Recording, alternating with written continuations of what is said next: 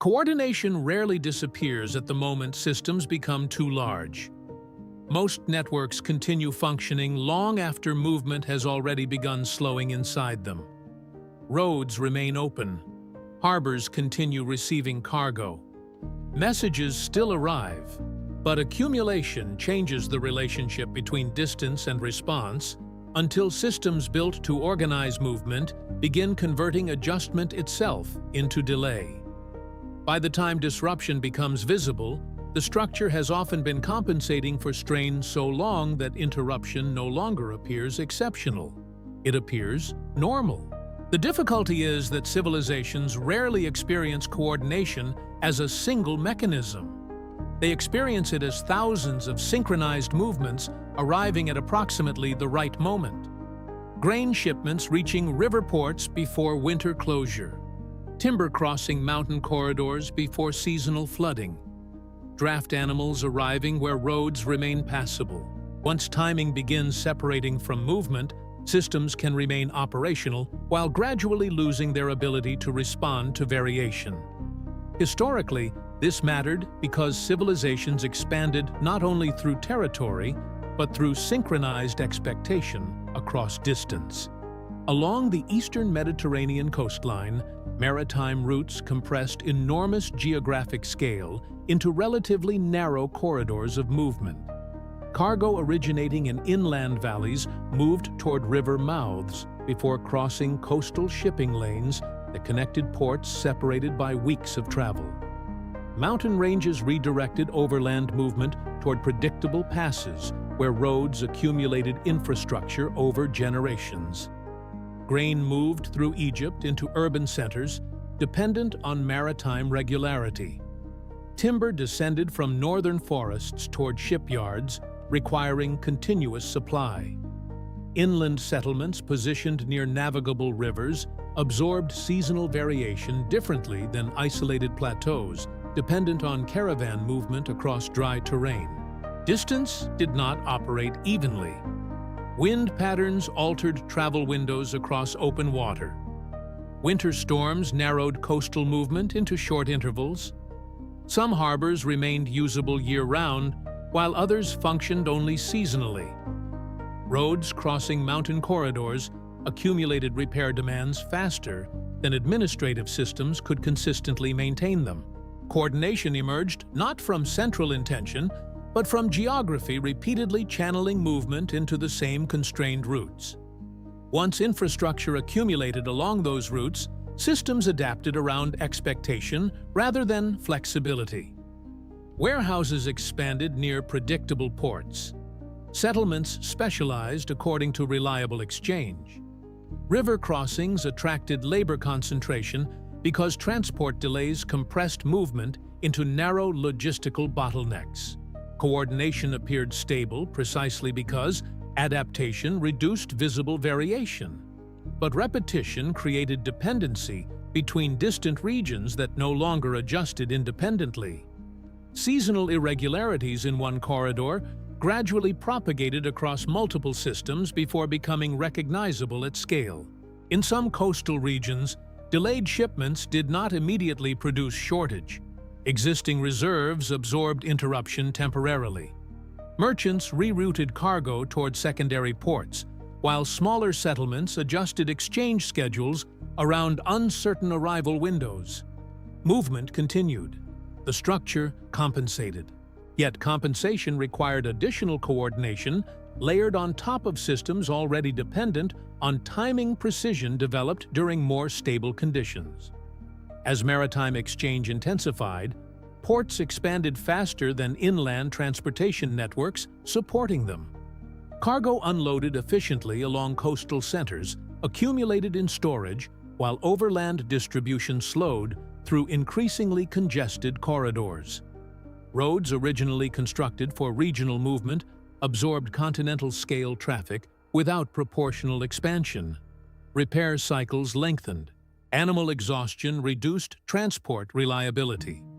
Distances once measured primarily through geography became measured through accumulated interruption. River systems intensified the pattern. Upstream settlements synchronized agricultural output. around downstream transport schedules that depended on navigable water levels remaining relatively stable across seasons. Minor climatic variation altered river depth enough to delay movement through narrow crossings where accumulated infrastructure restricted alternative routing. Farmers adjusted planting intervals to compensate for uncertain shipment timing. Storage facilities expanded near floodplains vulnerable to seasonal instability because no equivalent transport efficiency existed elsewhere. Coordination increasingly depended on maintaining movement through corridors that could not easily absorb disruption without transmitting delay outward. Silence often appeared before visible failure. Administrative records continued documenting expected movement even while actual delivery intervals widened gradually across regions too distant to compare directly. Local adjustments concealed systemic strain because compensation remained distributed. Traders altered departure schedules without reorganizing the broader structure. Workers repaired the same road segments repeatedly, while surrounding infrastructure deteriorated beyond immediate visibility. Settlements awaiting supplies extended storage cycles rather than interrupting exchange entirely. Over time, coordination itself generated additional complexity.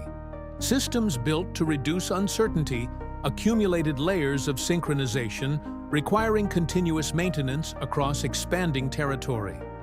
Larger warehouses demanded more predictable scheduling. Larger cities required tighter delivery intervals. Maritime fleets concentrated movement into major ports, whose efficiency depended on inland transport remaining stable enough to prevent accumulation bottlenecks. Every successful expansion increased dependency on uninterrupted timing between regions experiencing entirely different environmental conditions. The structure did not stop functioning suddenly. It became slower at adjusting than the pressures acting upon it. Seasonal storms altered maritime timing faster than inland systems could redistribute supply expectations. Repair demands spread across transportation corridors faster than labor systems could stabilize maintenance cycles. Distance transformed from manageable geography into accumulated response delay.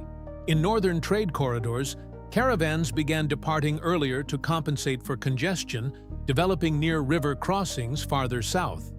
Additional animals were required not because routes became longer, but because waiting periods increased unpredictably between stages of movement. Local markets adapted by storing larger reserve quantities, which reduced available circulation elsewhere. Compensation in one region quietly altered pressure in another. The coordination problem deepened because systems interpreted stability through continuity of movement rather than responsiveness. Ships still arrived. Roads still carried traffic. Warehouses still operated. Yet timing variability expanded beneath visible operation. The network remained active while synchronization weakened internally. Along several inland routes, settlements adjusted labor allocation around transportation uncertainty rather than production capacity. Workers spent increasing portions of seasonal cycles maintaining infrastructure damaged by intensified traffic patterns generated through previous successful coordination. Repair itself became part of the logistical burden. Infrastructure accumulated faster than systems could adapt maintenance proportionally. Recognition emerged unevenly. Some regions experienced strain primarily as delayed supply. Others encountered surplus accumulation caused by distribution imbalance rather than shortage. Administrations attempting to stabilize movement often reinforced existing corridors because alternative routes lacked sufficient infrastructure to absorb volume efficiently. This increased dependency on systems already operating near their adaptive limit. The difficulty was not movement alone, it was synchronization across scale. Coordination required geographically separate regions to adjust at approximately the same speed despite responding to entirely different local pressures. Once variation expanded beyond what timing systems could absorb, response itself became structurally delayed. What happens to a civilization when continuity remains visible longer than coordination itself? The roads still existed. Harbors continued operating. River traffic persisted through the same channels shaped generations earlier by geography and repetition. But adaptation increasingly occurred through localized compensation rather than systemic flexibility. Settlements extended reserves. Traders widened margins for uncertainty.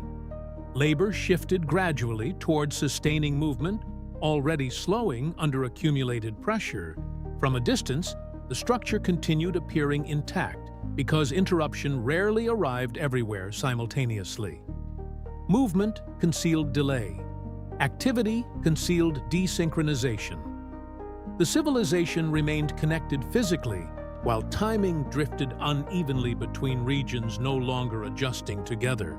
And systems under that kind of pressure rarely announce the moment coordination stops functioning as a shared condition and becomes only a series of isolated corrections still pretending to belong to the same structure. If you found meaning here, you're welcome to explore more on Timeless Questions, where we examine history not for answers, but for understanding.